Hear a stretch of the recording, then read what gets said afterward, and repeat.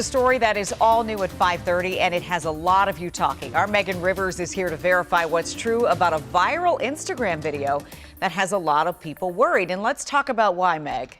Yeah, so this video was posted all over social media, and it warns if you get paid for your work through third-party apps like Venmo or the IRS, they will now be watching and taxing you.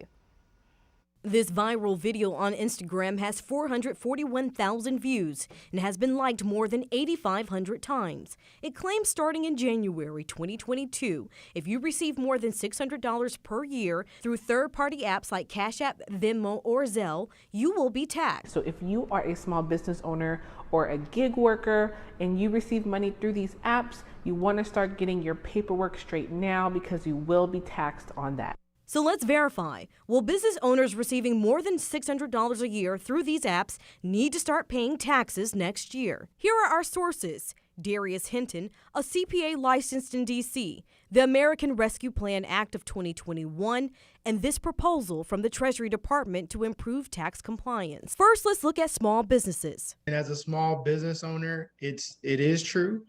This has already been happening if you're a small business owner. Typically with third-party apps, you sign up for what's called a merchant account anyway. And so if you were bringing in more than $600 aggregate or in total, you were already getting what was called a 1099-K. Hinton says the big difference for small business owners is the dollar amount.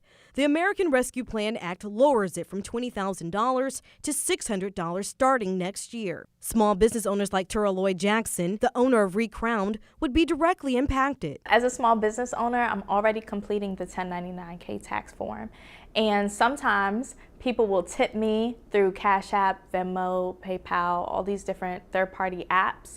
And it's very disheartening that the gifts that I receive as being a small business owner will now be taxed. Jackson started her business in 2020. Since then, she sold a few $1,000s in merchandise, and third-party apps are how she allows her customers to pay and reminds fellow business owners to make sure they have business banking accounts. I want to make sure that my personal accounts are separate from my business accounts so that when I put in how much I'm making and how much I'm getting income from that business, I'm reporting appropriately to the IRS.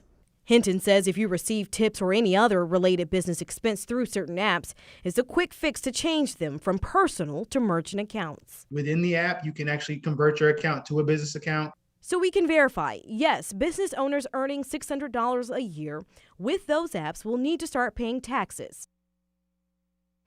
So what about people like you and me who use the apps to split checks and bills? Like I can think about one day we went to brunch and one person put it on the credit card and we all transferred her that money. So Hinton says that there's a proposal on the table that, if passed, would require a 1099-K form for individual users on these apps. But if you can prove that money wasn't earnings like business income, you won't be taxed. Okay, Megan, we're all sitting here going, we've all used this with small businesses, and whoa, we need to make sure that they are aware of this. So, yeah. Very I good to know. instantly thought of my stylist. We were just talking about that, my Yes. nail tech. That's how I pay her. So this is going to be really important for small business owners. Yeah, they need to know. All right, thanks, Megan.